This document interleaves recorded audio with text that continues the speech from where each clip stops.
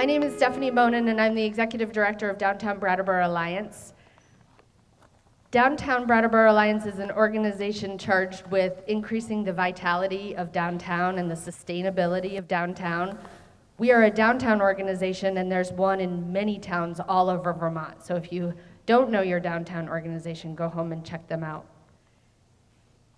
It's obviously thrilling for me to see all of you checking out our community. So thank you for traveling all over from Vermont and outside of our state. Thank you to each and every one of you that helps bring visitors to our communities across the state. Your role is that of a Vermont ambassador, and you represent our culture, our incredible makers around the state, and for some of you, you even compel people to move here. So thank you. I think of you all as a quiet little engine of tourism that so many of us appreciate, but I'm guessing you don't hear that enough. So thank you very much. At the end of the summit, we hope you feel a sense of camaraderie and support and knowledge that will inspire you to continue to strive for greatness in your hosting and also really spark that pride that I know is in all of us in our role in Vermont. The next change, unfortunately, is Arun, who was our keynote this morning, was not able to make it. He sent a really, really wonderful apology email to me. And so if you haven't gotten a chance to look at Arun's work on the sharing economy, I urge you to go to listen to one of his TED Talks. Lisa and I just absorbed that time of the keynote into the rest of the day. So the only thing you're going to feel is maybe a little bit more relaxed. Lastly, we have a raffle for you, and that's going to be at the end of the day. And that will be in the last session, which is the session galvanizing all of you into organizing to continue this conversation. And that is at I want to say 3:45. Anyway, it's the last session. And that raffle, you must be there to win. And one of the raffles is from our sponsor, Dwell Safe. And it is a rental dwelling safety inspection kit. So you are not going to want to miss that. Okay, so thank you so much for being here. And I'm going to ask Lisa, my co-conspirer, to come on stage. Hi, I want to welcome everybody back who came yesterday. And for those who are new, I want to welcome you again to the Vermont's first short-term rental summit. We're very excited to have it, to organize it, and that you showed up from all over Vermont. I have a couple of quick thank yous. One is Andrew Kalick, who is the public policy guru for Airbnb. And when a feisty Airbnb host like myself called him and said, look here, we need to have a statewide conversation about short-term rentals. Do you know what's going on in Vermont? He didn't hang up. He didn't block my calls. In fact, he recommended speakers, and he helped us form an agenda. So he couldn't be here today because he's having a baby any minute. But I just wanted him to be here in spirit because it's really because of him and his faith in Stephanie and I that we're here today. I also just want to give a big thanks to Stephanie Bonin, my cohort, who is director of DBA, like she said, and really she is the biggest believer in thriving downtowns. And she gives her whole heart to improving Brattleboro's local economy. So it has been just a joy to work with her, and I can't wait to do it all again next year.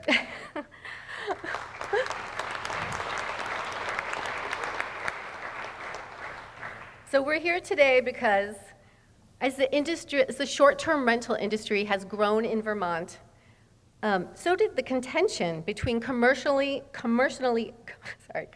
owned lodging owners and citizens, residents who are renting out their space from their own homes. Then the legislators got involved. And the next thing I knew is that the State House committees were taking angry testimony from representatives of lodging establishments, and it felt like a very heated, one-sided debate that was happening without us. Us meaning the 6,000 Vermonters using web platforms to drive business to their rentals. So this summit evolved because it's time for short-term rental hosts to be part of these conversations, to learn from other lodging associates, to work with each other and not against each other. There's a never-ending supply of tourists for all of us, actually. Millions of people want to come here. And there's limitless opportunity to increase the economic benefits for our state. So with that said, I'd like to actually introduce what I think is one of the most important panels of the day. This group of short-term rental policy experts will summarize the multifaceted discussions happening in Vermont and give us a peek into maybe the future of short-term rental regulations. So our moderator for today is Howard Weitzman, and all the panelists maybe can come on the stage now, and they'll start the show. Excuse me. Thank you. All right, thank you all for being here. I'm Howard Weitzman. I'm a reporter for Vermont Public Radio. I've been reporting on short-term rentals over the past couple of years, and thank you all for being here. So back in October of 2017, the Vermont Department of Health released a report on how short-term rentals have been doing in Vermont and the growth of the industry. And one of the really telling numbers in that report was that between October 2016 and June of 2017, taxable receipts from Airbnb accounted for about half of the growth in the rooms tax over that time. So all of the growth that happened was attributed to short-term rentals. So there's a lot of people renting out their homes and properties in the state. There's a lot of people coming to the state to do that. And that report really caught the attention of the state. And ever since then, or even before that, state government has been catching up, so to speak, and trying to get its arms around what was happening in Vermont, making sure that the taxes are making their way to the state, that regulations are happening. And so that's a little bit why we're here today. We're going to look at what Vermont has been doing, what's under consideration right now. This is a moving target, and what's going to happen in the future. And I think that's one of the reasons why you all are here, to learn about it and to make sure your voices are heard as these regulations are formed and they happen. So we have a really great panel here today. I'm going to introduce them. And the one thing I want to make sure you know is that they're all going to talk about it, and at the end of that, we're going to open it up for questions. So if you want to keep notes or think about some of the reactions you have to what's talked about here, we can do that. So who do we have? At the end of the table, we have Wendy Knight. Wendy is the Commissioner of Department of Tourism and Marketing for the state of Vermont, and she's very much been on the front line of this whole discussion. She introduced policy and proposed rule changes just this year. So again, this is a moving target. This is happening right now. Becca Ballant is our senator from Windham County. Becca, Thank you. Becca does a great job. She's on the Committee on Economic Development, Housing, and General Affairs, and that's where a lot of these discussions happen. So Becca has been involved in the talks this year, and she could talk about the role lawmakers have in all of this. To my immediate left is Liz DeBold-Fusco. And Liz is with Airbnb. She's the Northeast Press Secretary. To my far right, just a group, is Joe Montano. He's Director of State and Local Affairs with the Northeast Region Expedia Group. And they represent the industry, and they'll talk a little bit about what other states have done, what Vermont has done, and how it all works. And to my immediate right is Doug Farnham. He's Policy Director with the Vermont Department of Taxes, and he very much knows about how these short-term rentals impact tax policy, the money it's brought in, the obligations that you have as short-term rental hosts, and how to make sure that you are taking part in this and doing what you're supposed to do. So again, we're going to kind of group it. I think we're going to start with Liz and Joe. They're going to talk about the industry, and then I'll bring Doug and Wendy in to talk about the state. Lastly, Becca will talk about what's happening in the legislature, and then we'll open it up to you. So Liz and Joe. We'll start with Liz.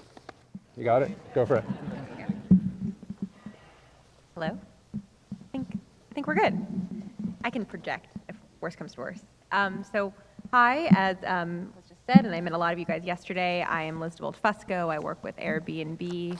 I don't want to take up too much time providing an introduction, but I think, I am just so astounded to see so many people here today, and I think that the community here is really reflective of the Vermont short-term rental industry. This is a very engaged group of people. You all are members of your community. You care about the future of Vermont. You care about making Vermont an amazing place to visit and an amazing place to live. And I think that as we talk about regulations for the future of this industry, that's the most important piece here, and that's really what sets Vermont apart. I think that's also reflective in what the state has done so far, which is really to hear from the community and make sure that you all are an important piece of finding a path forward for home sharing as the industry continues to grow and remain an important part of tourism to the state. So I think that is the most important piece that I could contribute here is, reflecting on our community and the fact that you guys are the future of home sharing in more ways than one. I think that's it for now. That's Anything it else for you want now? me to talk about? Well, talk broadly about Vermont and how it compares to what other states, other municipalities. I'm sorry. Oh, here, do you want to go? Can someone turn it up? Jonathan, can you turn up a little bit? Yeah, so why don't we'll let Joe go, and then maybe I'll ask a question or two. Sure. So, Joseph Montano, pleasure to see you guys again this morning. I think Howard just gave me a promotion because I'm not the director, I'm the government affairs manager, but I'll take it. So Vermont, as we stated yesterday briefly, has gone pretty light touch with its regulations on short-term rentals, which is great. I think in the special session, and the good senator would know exactly when that was, in 2018, I believe, they passed a bill that essentially said that homeowners who are operating a short-term rental need to include their meals and room tax account number on a listing. I think, as I mentioned yesterday, though, that folks want to regulate the space, and platforms like Expedia Group, we're not completely opposed to that. I'll be the first to say we're not opposed to good, sensible regulation as long as it's sensible, it's easy to follow, and that folks can continue in the activity. So from my perspective as a platform, Vrbo's and HomeAway have been around for over 30 years. So we've been operating in this space. We're not the new kids on the block. We've been doing this for decades now. In beach homes, vacation rentals, what have you, lakeside cabins. And because of our longevity in the short-term rental space, we have a very unique traveler and homeowner experience. So our average traveler is a 50-year-old woman traveling with a family of 4. We love to say that we cater to families. And the reason why they pick us over any other platform is because they have the whole home, they have the use of the whole home. So that includes the kitchen. So instead of having to go to a hotel room with adult kids, some of you may have, when you're traveling and buying out 4 different hotel rooms, we pretty much democratized the process. I'd like to think we democratized the process of traveling because we made it affordable for folks to be able to travel in large groups with large families on a budget. So you rent out the whole home, you have access to the kitchen, you have access to all the rooms. Oftentimes, if my folks travel, they're not leaving the dog behind, so our golden retriever has to come on trips, and hotels do not allow that, but some vacation rentals do. So the short-term rental space is unique, and it really depends, the policies will depend on what the state wants out of it. So, Vermont is not New York City or Los Angeles. Vermont is very unique in its own ways. There's a lot of beautiful scenic areas to travel to around here, and that's why I think we've thrived in states like Vermont, because that is essentially our bread and butter. It is the whole home vacation rental lodging space, and this is a great destination for it. So again, just to recap, Vermont has gone pretty light touch on the regulations, which is great, because I think they understand the value of the tourism dollars that go in through Vermont. They understand that folks here, like Stock the House, for instance, who caters to short-term rentals, activities. So they provide the short-term rental traveler with activities. There are startups that are building up around the short-term rental space. So they understand, and I think the government here understands, how crucially important it is to preserve that option in diversity and accommodation. So it's been pretty light touch, but as I mentioned yesterday, I think it's important for us to stay engaged, right? Because what is policy today may not be policy tomorrow, and it's important for all of us in this audience, and you in the audience especially, because as the senator will say, she doesn't want to hear from me, she wants to hear from all of you. Her constituents are what matters. So if there is policy that's coming about, it's vitally important that we all have a seat at the table to discuss what our concerns are, what the benefits are from the short-term rental economy. So light touch, but always, the price of liberty is eternal vigilance, as the quote says. And so I wonder just very quickly, so light touch, so what does that mean? I mean, what do you like about it? What are some of the other municipalities and states doing that maybe you would consider not a light touch? And, talk a little bit more about what Vermont's done and how it compares, both you and Liz. Sure. Do you want me to? I'll go first. So I think what's been great, and I think that's sort of what I touched on in my opening remarks, is that I think Vermont has really sought to hear from the community and ensure that they are not overly restricting your ability to share your home or share properties on through this industry, through the short-term rental industry. I think where we become concerned is when communities put in place extremely restrictive or onerous regulations that prevent people from sharing their home or sharing properties. And I think what Vermont has really sought to do is embrace the industry, but in a way that still provides for fair enforcement and tax collection and other things. And I think that's what we would hope the state would continue to do. I think probably the nearest example of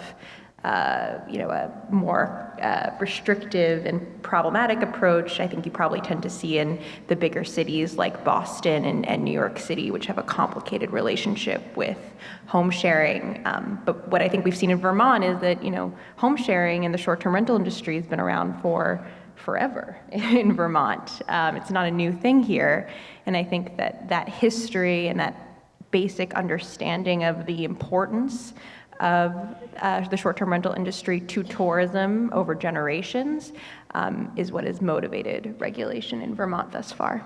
Yeah, that's absolutely right. I'd like to just build on that. So, Howard, you asked about good and bad examples. Liz mentioned some of the bad examples, right? The major cities that are making it so overly prohibitive to the point of it being banned, short-term renting activity is not the way to go. One, because it's just not feasible to enforce that kind of law. We've seen many times when they crack down on platforms that some operators will go to Craigslist, or they'll go through the Facebook, which now has a new marketplace setting. I'm not on Facebook, so I'm not that cool, but that's what I've heard. So they will find other avenues to do this, and we'd hate to see these homes go unregulated, whereas if you create a good policy that weighs the needs of the community, the needs of the homeowners, and the needs of the travelers, then we've got something good that's easy, sensible, and easy to follow. Simple registration system. So something that I love that we've seen that I worked on in 2017 was on a bill in Indiana that essentially said this activity is a right, that you can short-term rent your home following these conditions, which are simple registration, and there was a nominal fee to that, tax collection and remittance, adhere by all noise complaints, so nuisance code issues. I believe there was a carbon monoxide provision in there that it has to be there has to be a carbon monoxide alarm in the home. But that's what good regulation looks like. It's fair, it's sensible, it's easy to follow. Homeowners have then gotten engaged, and the tax collection and remittance portion went through the roof because there is a clear law to which they can abide by. And I think Doug can clearly speak to that because he's in the tax game himself. Yeah, great. So why don't we go to the state now? We'll hear from Doug Farnham, who's with the tax department, and then we'll go to Wendy Knight, who's commissioner of the Department of Tourism and Marketing. Hear a little bit about Vermont's history and what it's meant.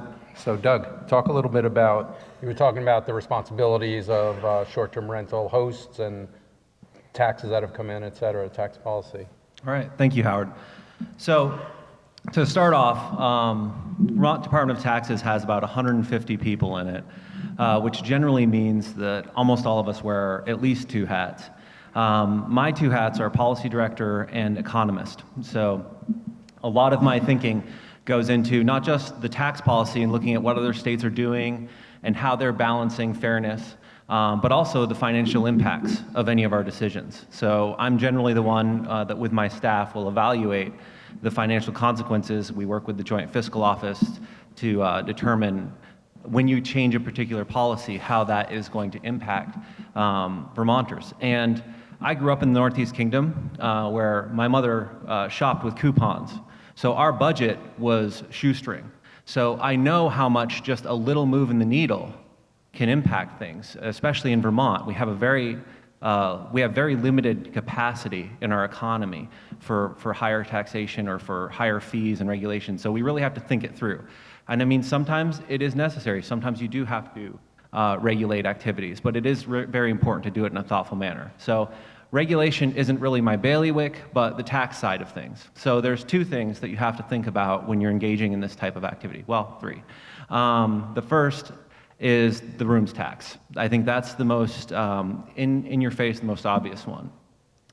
The threshold for that is 10 calendar days or more of renting during a year. So if you have a casual level of activity, that was the historical intent there, was that if you're less than 10 days, you don't have to worry about the tax. Now, if you rent through Airbnb, and your activity is only through Airbnb, they are going to collect and remit the tax for you. So rooms tax on the activity that goes through Airbnb, you don't have to worry about. And we've gotten a lot of questions about, well, can I use their ID somewhere else? What are my obligations? If you have any other activity right now, then you need to open your own rooms tax account number with the department. And any other activity you have needs to come through that account. So again, it's like 9% collect, and then if there's a local option tax in your area, that's an additional 1%. So I think that is very confusing for people. But if you think about it this way, Airbnb has assumed the responsibility for that collection and remittance for the rooms tax. So it's literally off of your plate. You don't have to worry about it. You just have to worry about the other activity. And I think the world's always evolving. Things may change there again, and we'll do our best to get information out and be clear with people. On the income tax side of things, that gets very complicated. And we do get a lot of questions about, well, why don't we get as much data from people as we want? And again, that gets back to the harm principle in taxation. A lot of talking about regulations and making sure that they're the right regulations is about the harm. The good that those regulations achieve by protecting the public has to outweigh the harm it causes on the business owners and the property owners. And it's the same with taxes. So we try to make things as efficient and easy as possible. So we collect as little data as possible while still being able to do our job and make sure everyone pays. I think it's important to know that any electronic transfer of money in America right now is going to be reported. It is going to be reported to the IRS and to the Vermont Department of Taxes. So you have to keep that in mind. We don't need all this detailed data, so that's why we don't push for it in a lot of cases. We don't want to make people's lives harder than it has to be. But as far as including that income on your income taxes that you've made there, I won't go into all the weeds there, but it's definitely something that you want to account for every year. And if you don't, then the department will eventually find out, and we'll do our best to have a constructive conversation about that.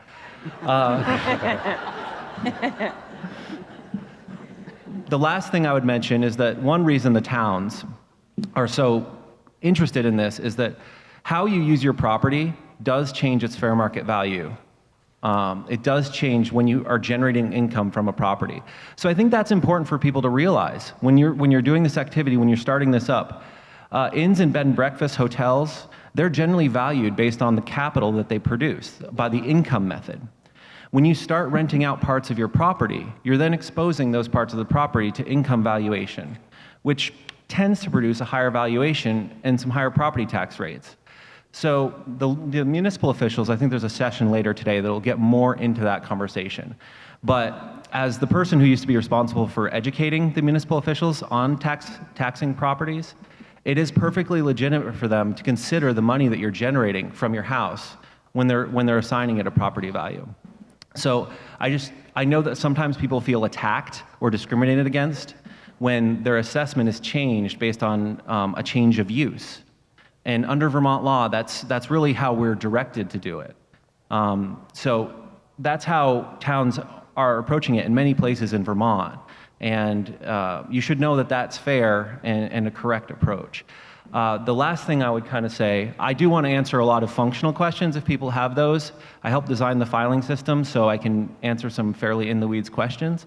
But short-term rental activity, I think it is great. It has actually been increasing its market share in Vermont in what I believe to be a healthy manner, helping tourism in Vermont, helping our tax revenues as well, and therefore the amount of good that our government can do.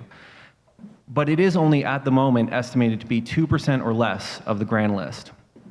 So we have a lot of challenges facing us in Vermont. We have housing issues, we have commercial space issues, we have planned development, cluster development.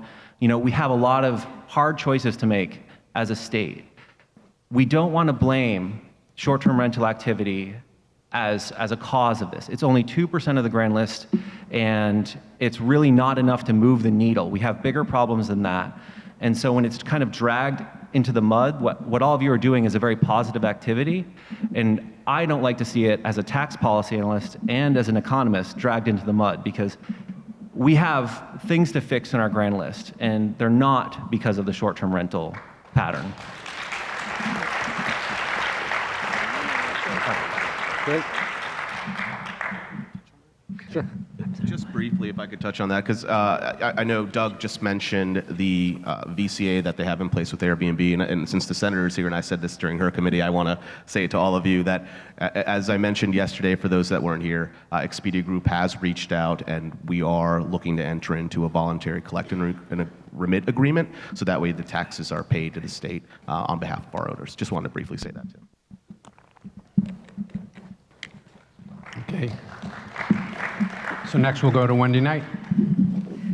Good morning, everyone. Thanks for being here. I'm sorry I wasn't able to join you yesterday.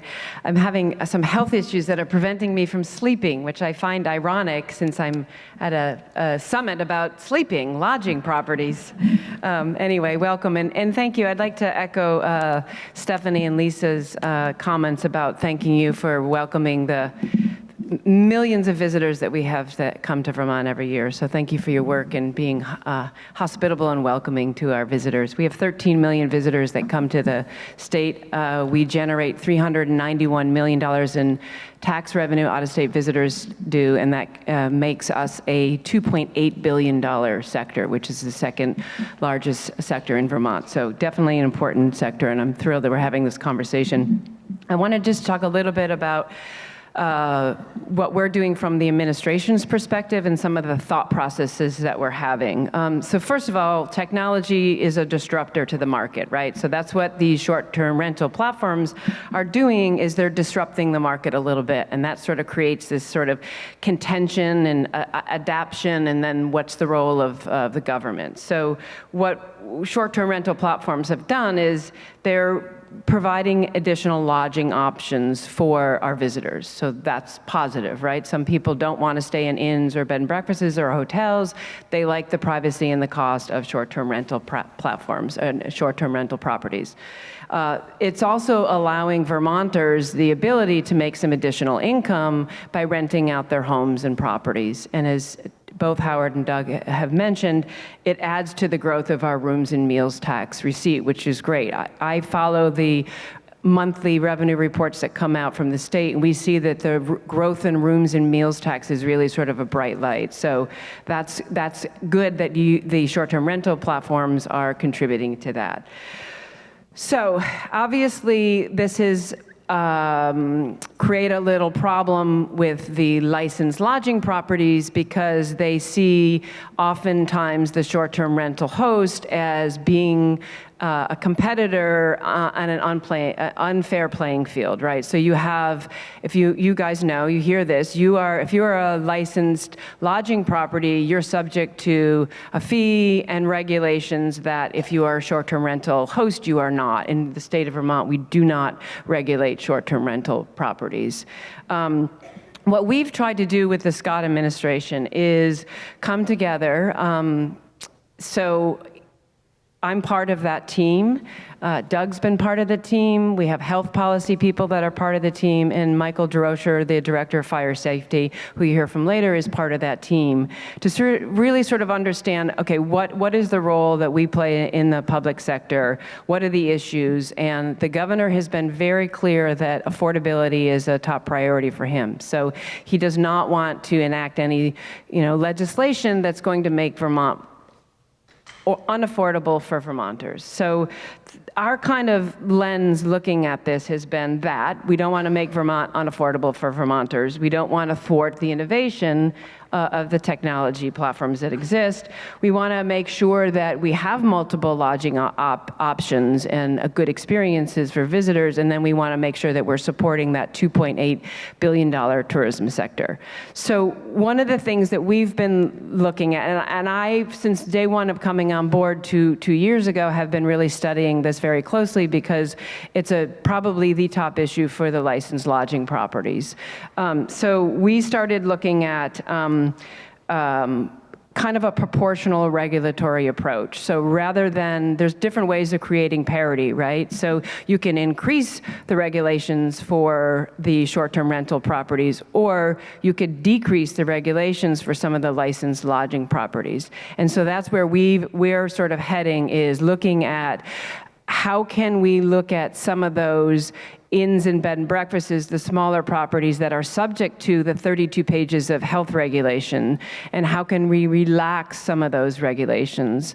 One of the things that we've also been talking about is this idea of, let's not look at short-term rental property owners and licensed lodging properties, because the boundaries are becoming less clear, right? So you have short-term rental properties who are functioning like inns and bed and breakfasts, and then you have inns and bed and breakfasts that are advertising on the short-term rental platforms. So some of the things that we've been looking at is, can we make the distinction more primary residence owner-occupied versus multiple units and you don't live in those units? And that's what we sort of get into with proportional regulation and the idea. So one of the things that we've put forth a strategy this year that will do 3 things. One is make the definition consistent. In the regulations, there's fire safety regulations and there's health regulations. And those definitions of the lodging establishments have been inconsistent. This is great government, right? Can't even have the same definition of a lodging establishment. So we're going to create that unified definition. And so the health regulations will adopt the definition of the fire safety regulations, which is fewer than 9 guests. So then what we're doing is then the health department will relax regulations for those properties that accommodate fewer than 9 guests. They will not be subject to the 32 pages of health regulations. And then the final thing we're doing is something that we've been talking about for a while, is a research study that looks at the short-term rental landscape. And we actually have been talking about this and worked on getting data and finding the firms, and we posted the RFP on Friday. So there is right now a bid out for doing the research. And so what this will do is will give us that landscape of the short-term rental, I guess, market in Vermont. And then from there, we'll be able to determine how many are what we call owner-occupied versus non-owner-occupied, how many are primary residents versus non, where these properties are, if people are owning multiple properties, if these people live in-state or out-state. There's a whole bunch of information that we're going to gather, and then from that, we can start to make intelligent decisions about what we need to do or not do regarding regulation. So that's sort of the landscape that I'm operating from. Thank you. Great. And lastly, we'll have Senator Ballin speak again. Becca is on the Committee on Economic Development, Housing, and General Affairs, and that's the committee that's been dealing with a lot of these policies. So Becca. Good morning. It's really lovely to be here in my hometown. Yeah, it's been a long session. Before we get started, I just want to say that it is my pleasure really to be on the panel with both Wendy Knight and with Doug Farnham. I see these people a lot. I spend a lot of time with Commissioner Knight in my morning commission, which is Economic Development and Housing, and I spend a lot of the afternoon with Doug Farnham in the Finance Committee. And I am the majority leader in the Senate. I am a partisan individual. I'm a Democrat. They serve in a Republican administration, and we work, I think, really well together. And I love that we're on this panel together talking about an issue that's important to all of you, regardless of political stripe. So I want to thank them for making the trip down here. And I also want to thank all of you because you truly are ambassadors for our state. One of the things that I hear when I travel around Vermont, whether it's from constituents or people from outside my district, it's that people want to retain Vermont's sense of place. We want it to remain unique in the choices that people have in traveling, and you are a part of that. And so I wanted to start by just telling you a little bit about my own family and my own journey in this particular issue. Now, Lisa Ford, where are you? There you are. So Lisa will attest to the fact that when I first started engaging with this issue, I really didn't know what I was talking about. And she let me know that, which is wonderful. We are a citizen legislature, and in that way, we are constantly trying to get up to speed on issues that we don't know that much about. So of course, in my committee, Economic Development and Housing, we heard a lot from traditional B&B owners, from inns, who were really struggling in this economy. And of course, anyone can come to the legislature. We are an incredibly open building. You want to testify, you can testify. But of course, whoever's in that seat at that time, right, has the microphone to tell you their experience. And so I learned a lot about the landscape in Vermont for these traditional inn owners who were really struggling in this economy. Lisa reached out to me and she said, you know, you're really only hearing one part of this, and you're really seeing the disruptors as a negative. And I really thought about that a lot, that we are really on the cusp in Vermont of figuring out if we're going to be in the modern era or not. And I just spent months dealing in my finance committee with a broadband bill, and the amount of anger and concern and worry on both sides of the issue about bringing broadband to our county, it was astonishing to me. And so what I wanted to talk to you about today is the context in which I do my work. So I have two children. One is 8, my daughter's 8, my son is 11, and my daughter is a woodswoman. Like, she's the true Vermonter. Like, give me a jackknife and a flint and I am good to go. And she does this program up in Marlboro on Wednesdays when she spends the entire day not in school, just out in the woods. I was driving up to pick her up a couple months ago, and my son, the 11-year-old, said, "Mom, can you think of anything more distasteful than having to spend the entire day in the woods?" And I laughed. He said, "You know, I like a good hotel with room service." Those are my two children. And so trying to plan a vacation is incredibly challenging for these two. And I was thinking about how we live in a modest home here in Brattleboro. We're one of the many people who lives in a home that's over 100 years old, 1907, modest home. And we put a value on traveling. We save money every year so our kids can get out of very white Vermont, very homogenous Vermont, even though Brattleboro is more diverse than many parts of Vermont. And we put a value on that. And so sometimes it makes sense for us to stay in a hotel. Sometimes it makes sense for us to stay in an inn, and sometimes it really doesn't. And last year was the first time I stayed at an Airbnb, and it was in Los Angeles. And we wanted to be in a community. We wanted to be in Burbank so we could walk, so that when we got back from the city and the hustle and bustle and seeing our friends in Los Angeles, that my family could regroup. And it was the first time that I really thought that this platform is not actually stealing money from other entities, because what I was looking for was very different. And it wasn't about whether I would stay at an Airbnb or at a hotel. It was, are we going to make this trip or not? And so I really want us all to be thinking about how we often in government diametrically oppose things when there's so much more gradation and so much more nuance. So as I approach this issue, these are the things that I have to think about. In Vermont, we have a statewide housing shortage. It's desperate. It's acute. We have workers who want to come here and they can't find affordable housing. That's real. We have an aging housing stock, especially here in Windham County. We have also, in addition to a housing stock, as I mentioned, a workforce shortage. We have traditional B&Bs and inns who are trying to make a go of it. We have this new set of disruptors in the economy. We're not quite sure how to deal with that. We have generational divide here in Vermont. We have an aging population. We're trying desperately to attract young families. We're trying to figure out how do we do that in the economy that we have now, or how do we stretch the bounds of the economy.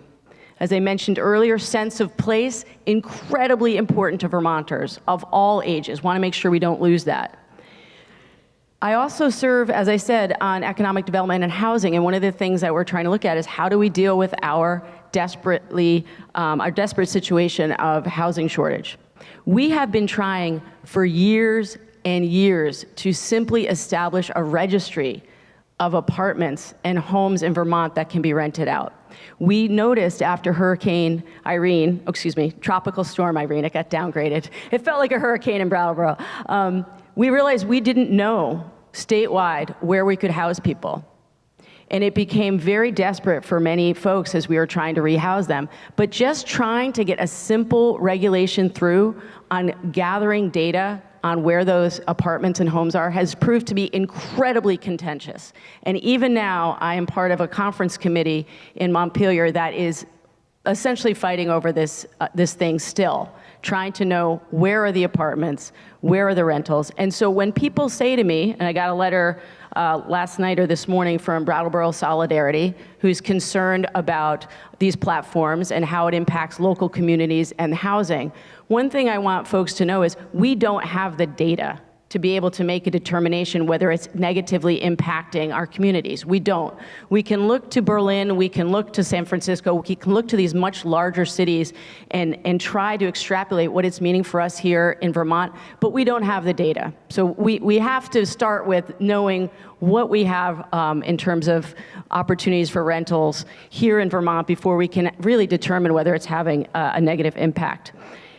And I just want us to think about, too, how renting on this platform is open for all kinds of families and their needs, but also being someone who offers that to your community is something that offers a range of choices. And so in Montpelier, we have to be, those of us who live farther away, we have to rent a place from January to May. Not super convenient, really tough to find housing for just part of the year. I'm lucky enough that I live with a friend up there, but my colleagues need to find short-term rental housing.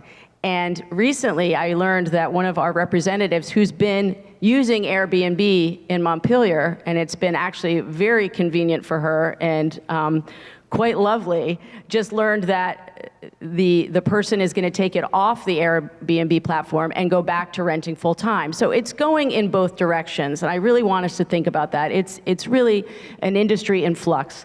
So I urge us all, whether you are someone who is a traditional B&B or inn renter, to engage in real substantive conversations with us at the policy level and with folks in your community who are offering their homes on Airbnb.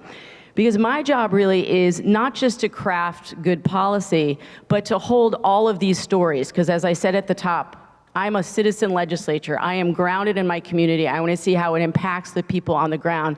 And I'm here mostly today to hear your questions and your proposals for how we can both protect the economy in Vermont so that it's robust going forward, and also making policy that works for you in this growing economy. So thank you so much. I'm glad to be here.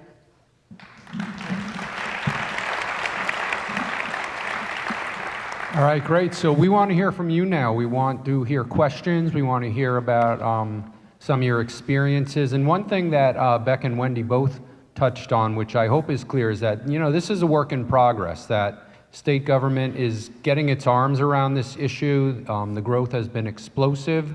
There's been a lot of strong feelings from the hospitality industry, from the short-term rental industry. So we want to hear from you now if you have questions. And do we have a microphone, or how are we going to? One of these? I can actually use that one. Okay.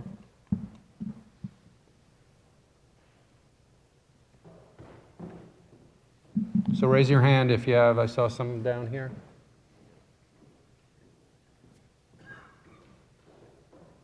Down here, Lisa. If you head that way, Lisa, they're all over there. You see them? Yeah, there's a couple right here. Yeah.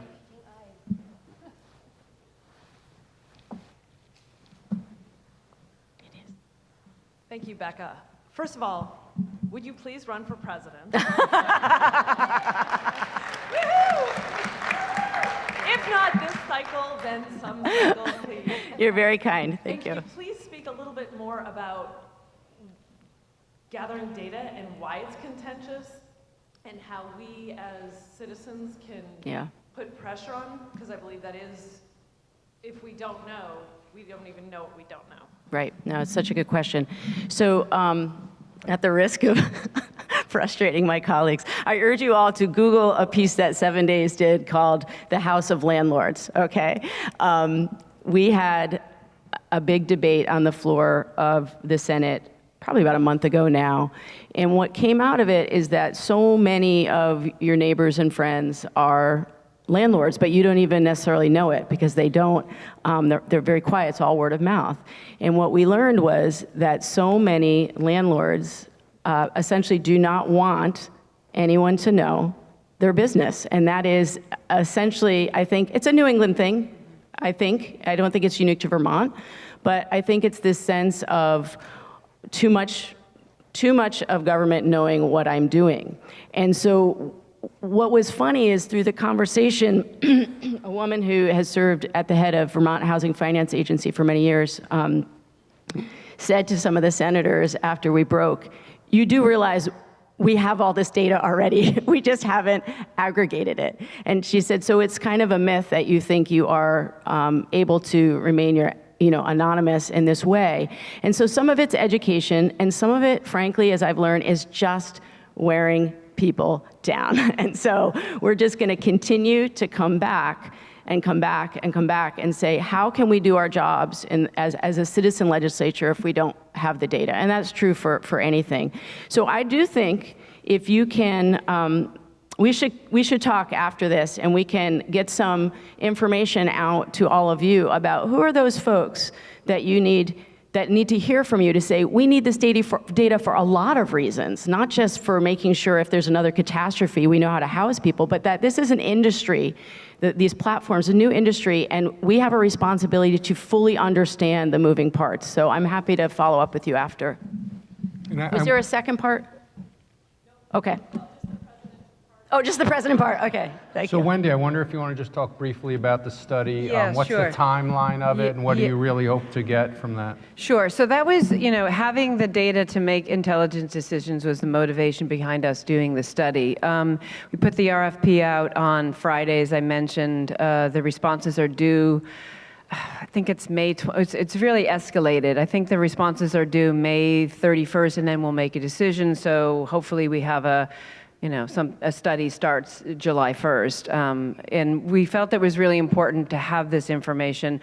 Becca talked about housing, and that's really, really important here in Vermont. So one of our thoughts was the data is not only going to be able to give us this benchmark, but then it can be used to really sort of understand the impact of the short-term rental landscape on not only the licensed lodging properties, but really on the housing market too, and how it's impacting the availability and the cost of housing. And that's something that a lot of towns have expressed interest in. I have been, in the course of discussing this study, talking with certain towns about they wanted the information on this study as well, that sort of take a deeper dive and really start to understand from a municipality level how they can go about regulating or not regulating short-term rentals, or the ability to rent your house out or not.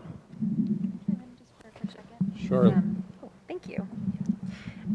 So one thing I would like to say is that,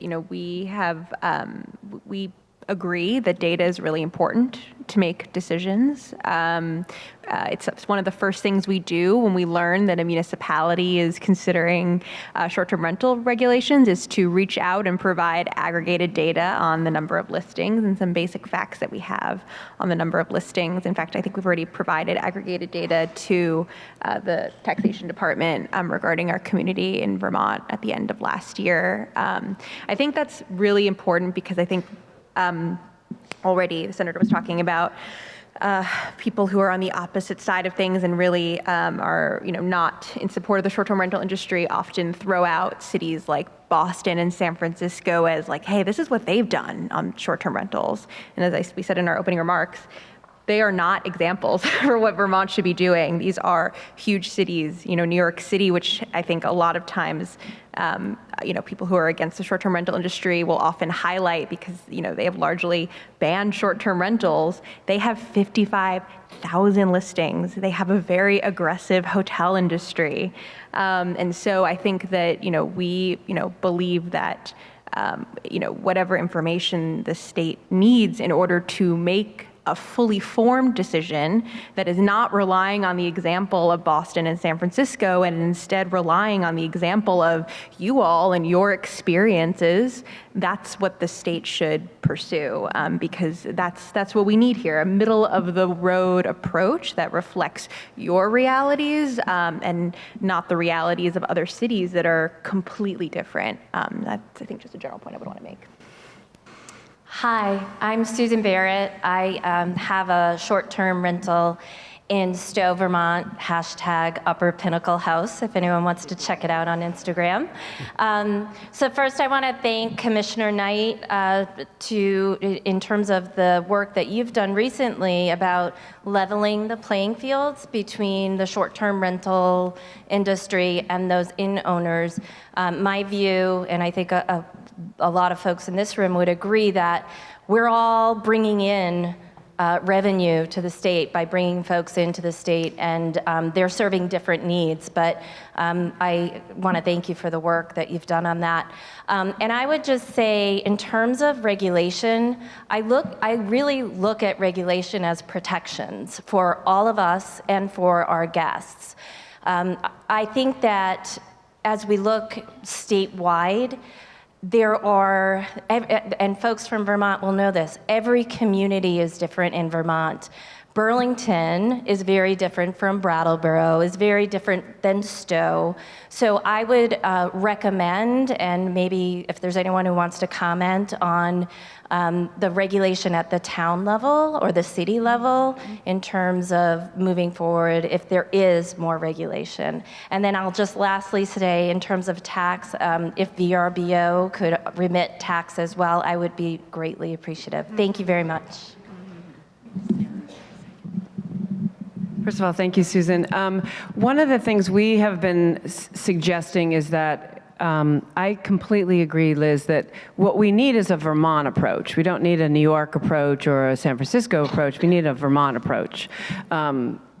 One of the things that we've been talking about on the state level or with the Scott administration is that this really is, in a way, a local issue. And so we really want to allow the towns and municipalities to make decisions that make sense for them. And something that Burlington might do or Stowe might do might be very different from what some little town in Addison County might do. So while we need to have a certain amount of information on the state level, one of the reasons why we've been talking with the towns and municipalities about the studies is because they might then take the study and the information and start to make some decisions on a local basis. Lisa? Yeah, I think we're on to the next question. Hi, how are you? I just wanted to say really quickly, thank you so much. This is really fascinating and a great conversation. I work in local regulation, but I'm also a short-term rental owner, so this is just very conflicting but very interesting. It's a human condition. So I just, I've been thinking about the tourism industry, and it's a huge industry for Vermont. And you're seeing sort of on a global scale, there's a lot of places that have very strong tourism industries, and they're actually sort of closing down tourism because of the impacts. So, and I don't think that's necessarily the way to go, but I'm just wondering if either the platforms or the regulators have resources for short-term rental homeowners. I want to be able to use my home to help educate folks that come from another place about Vermont and protecting our natural resources, and, hey, you shouldn't be going for hikes during mud season, and don't bring in that wood from someplace else, and make sure you're recycling. And so I'm just wondering if there's resources that you all would want us to be able to promote in our homes to help spread the word about Vermont's natural resources. That's a great question. We don't have anything right now that would sort of give visitors sort of tips. We've been thinking about it because people come up in the winter a lot, and they don't come with snow tires, and right, and so, and then the other thing that it was made aware to me recently and to the Commissioner of Public Safety is that there's not enough car rentals equipped with snow tires. So suddenly I'm like adding another thing on my list to like look into, because of course, right, we need to educate visitors about what the experience is like in Vermont and how to dress properly and how not to go on the trails during mud season, et cetera. So that's actually a great point that you raised. One of the things we do have is you can go to vermontvacation.com and you can request maps and guides and things like that. So we do have those resources, but I am going to take your idea about a resource in terms of the natural resources and pursue that.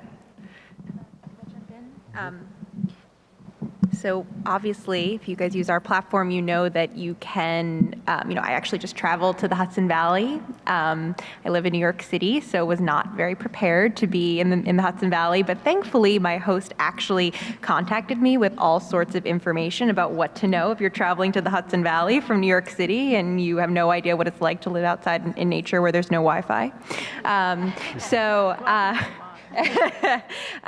So I think that that's one thing as you as a host, and certainly we're happy to work with the state if they have things they would want us to distribute to the host community. We've already done that on the measure around taxation and providing information to our host community. We're certainly always happy to reach out to all of you and use our platform in order to share that information, and then you guys can, message all of your guests. You can add them to your guidebook. I think that's an incredible thing. That's what makes the short-term rental industry really unique, is that you guys know your community. You already recommend your guests to go to small businesses, to visit local shops and stores. You have built an immeasurable economy around your homes. And so I think that's a perfect example of, the value and what we offer as a community to the state. Yeah. The other thing I think that's important to keep in mind is in the off season when we're not in the legislature, I'm still in close contact with both Wendy Knight and the Commissioner of Economic Development, Joan Goldstein. And if you have ideas for how the platforms that we're using at the state level to attract visitors here can be improved, you can use me as a conduit to talk to folks in the Agency of Commerce and Economic Development. And then I would just add to that last year, actually, Senator Bailent's committee was pivotal in putting a requirement, which makes a lot of sense, on the department to add health and fire safety information to our initial mailing when someone registers for a Meals and Rooms tax account. And if you don't register for your own account, but you start up with Airbnb, they share that same information with you. And since we're already sharing that information, it makes sense to add to it. Whatever helpful information we can add, we're going to add in there. We generally work with a lot of links, trying to direct people to the right places, but give people a roadmap for some of that good information. So we try not to waste paper, so it'll be a lot of links and a lot of quick references for sites. But the more we can build on that, the better. And I have a lot of friends at A&R that would be very interested in putting information out there to help prevent some of the degradation of forest trails. Good idea. Brian Carroll. My wife and Ann have hosted Airbnb up in the Northeast Kingdom, in the heart of the kingdom, West Glover. And we're really thrilled at having the last 3 years being able to have visitors from basically all over the country and parts of the world. My question is, last week we learned that Vermont will have a budget surplus. And now we've learned, or I've learned, that short-term rentals have generated $2.8 billion. And I'm just curious how the relationship is and how we might communicate that if we need to or should we. I just wanted to clarify the $2.8 billion. That's the out-of-state visitors. That's not the short-term rental platform. So that's out-of-state visitors coming to Vermont, whether they're second homeowners or they're staying in inns. It's the total spend of out-of-state visitors, that $2.8 billion. So yeah, there is a surplus, and this will be something that gets negotiated over the next week, I guess. One of the things that's frustrating is that we have these surpluses. We had one last year, and yet what I'm learning is that the unfunded pension liabilities that essentially have been ignored, again, I'm not the expert, so Becca will have to talk, but have been ignored for 20 years, we're really needing to address them. And so from my understanding, any surplus we have really needs to be directed of sort of digging ourselves out of a hole. It's a very painful thing to sit in the Finance Committee and hear the forecast for surpluses and knowing, as Commissioner Knight said, that we're going to have to siphon off millions and millions of dollars each year because several gubernatorial administrations have not dealt with unfunded pensions. And so it is something that we have to deal with now. We're trying to strike a balance between putting some of that money towards the pension buy down, but also using some for tax relief and also investment in programs we care about. But it's a huge albatross that we have to deal with, and there's no good spin on it. It should have been dealt with several governors ago. They banked on having surplus going forward in several years as it became clear what the debt was going to be. They decided to divert the money to other, at the time, important programs for Vermont, but we are in a huge financial hole because of that. So the surplus is, it is wonderful news always to have a surplus, but there's this other debt that we're continuing to have to pay down. I don't know, Doug, if you want to add anything. Yeah, I was already stealing the microphone. So one thing I'd like to throw out there, I think the senators and the representatives in the legislature have very challenging decisions to make around this. And one thing I throw in, the short-term rental industry right now is estimated a little over $10 million of tax receipts. So it is an increasing market share. It is an increasingly important part of our economy. To get back to the budget surplus, most of that surplus is not necessarily attributable to growth in the base of our economy. So it's not expected to be recurring long-term growth. It's actually, a lot of it is attributable to a flow-through disruption caused by the Tax Cuts and Jobs Act of 2017. So we have hard decisions to make, but we can't necessarily count on that money and our base is increasing. So that makes it hard to use the money because you can't really build it into your long-term structures if you can't count on it going forward. So that's one thing the tax department's been working very hard for 2 years now to try to figure out, but we're still working on it. It would make the decisions easier if we were able to provide more clarity, and that's one reason we're trying. But I think it's important for everyone to know that a lot of this money, it's uncertain how much of it Vermont will retain over the long term, so it has to be used in very responsible ways.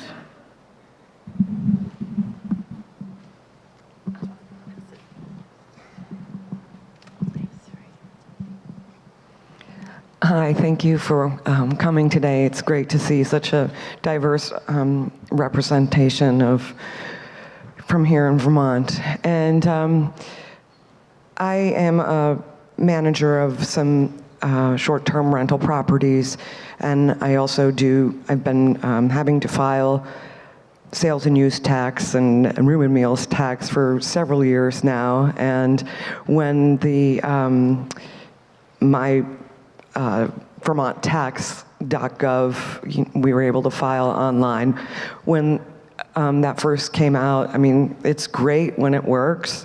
And so since you're here and you're asking to hear from how things are going for us, it's so fast and wonderful. But when you get booted out, and having to wait for the tokens, it's a little frustrating. As well as when you have 150 employees, and yes, it may be a cut from a few years back,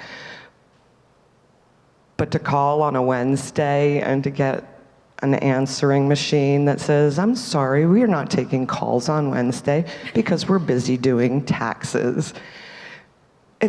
We all wear a lot of hats, and it's just not acceptable, I don't think. And I don't know if we could have a raise of hands, if other people have issues with the website, or or it's all working fine, I don't know. I think one thing I'd like to ask as a follow-up before we take a poll of how many people hate the Wednesday thing. About when are you being kicked out? Is it around 6 at night? We only have a couple more questions.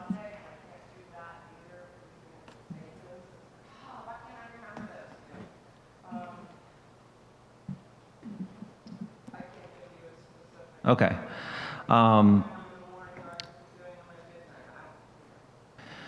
So I think we can do a better job of providing better warning for some of our outages. As far as the filing system goes, we try, but we also know that if we inundate people with email, people will stop reading our emails. We've had vigorous feedback in both direction on the reminder emails of, we used to have it the day before, and then everyone would say, stop bothering me, I'm doing that tomorrow. And then we send them the night of, and then people say, it's too late, I already left work, why are you bothering me? So I think we'll continue to try to find ways to communicate better. And yeah, I know there were some rocky road at the beginning, but I'm glad to hear for the most part the filing system is working. I would actually be interested in, I think that the Wednesday policy was started 3 or 4 years ago before the Scott administration, and we have gotten quite a bit of feedback. Could I get everyone to just raise your hand if that has been a problem for you? If it's even a minor annoyance, if you tried to call on a Wednesday and it really ended up annoying you. Okay, thank you, I appreciate that. So I'll just say we have about 5 minutes before 10:30. We have a full day planned, so hopefully you will get time to ask a question if we have to cut out, but we have about 5 minutes left. This is directed to the senator and to the commissioner. Having worn the same hats as a former cabinet member, former senator, former rep in another state, and being an Airbnb owner in Greensboro, in a house in Hardwick, I think that one of the things that might be instructive as you're getting your research done is and one of the data points you may want to look at is the proximity of Airbnbs to the nearest hotel, motel, inn. A lot of us are not in Brattleboro, Bennington, Burlington, Stowe. A lot of us, like the gentleman from West Glover, Northeast Kingdom, we're far away from the nearest hotel. So if somebody wants to come up to Hill Farmstead, for example, we're the closest Airbnb to Hill Farmstead. And, that's helpful for tourism. It's helpful for Hill Farmstead. It's helpful for Circus Smirkus, for Highland Center for the Arts, because there is no lodging in that area really to speak of. So one of the data points I think that you may want to take a look at is the proximity of Airbnbs to the nearest lodging. Yeah, absolutely. That's an excellent point. Obviously, in a rural community, we don't have a lot of inns and bed and breakfasts, and certainly hotels aren't in every county or every part of the communities. Can we take one more question? Oh, go ahead. One thing that I wanted to just mention too is I always like to give people this visual of the Vermont Senate. So you have 4 rows of senators, and one entire row is taken up by Chittenden County. And I mention it, I mean, that's where the population center is, but I mention it because the rural economy and what we need to work in the rural economy is not necessarily what works for Chittenden County. So I really appreciate you bringing this point up, and I'm sure the commissioner and I will talk about this quite a bit. So thank you. So hopefully you can take one last question. My name is Lucia Wang. I'm the zoning administrator for the town of Winhall. So I wear a very different hat than pretty much anybody here. I am in a community near Stratton Mountain, Bromley Mountain. We are a resort area. We have many short-term rentals. Most of those are owned by second homeowners who don't pay income tax to Vermont. And if they are on Airbnb, they do submit, obviously, meals and rooms taxes. Everything I have heard up there is something that we are grappling with on the local level. I'm also on the Planning Commission. And something I have not heard from anybody in this room are the impacts, potential impacts on neighborhoods. In our community, these short-term rentals are commercial use of residential property. And we worry and work with parking issues. We work with noise issues. We work with those sorts of issues, for example, and I guess what we are trying to do in my community is to not come up with regulatory practices, because we do support short-term rentals. We don't have the resources or the manpower to manage short-term rentals in our community. But I would want to say we are trying to get a handle on it. So if next door to a full-time resident, we are 800 in my town with over 2,000 properties, that neighborhoods aren't disrupted. So that's what we are grappling with right now on the local level, which for us is as important as the state level. And honestly, I am glad to see that all of you up there are sort of on the same page as all of us, trying to come up with answers which we currently don't have. Thank you. Yeah, so I will say, I believe later today there is a whole panel of local zoning administrators, et cetera, from towns around Vermont. They're going to be talking about their experiences. That's been another part of this really interesting conversation, is the local issues, the local zoning decisions that are being made, how that dovetails with what's happening at the state. So thank you all for coming. It's about 10:30, so we're going to end this part. And again, thank you so much. Thank you. Yes.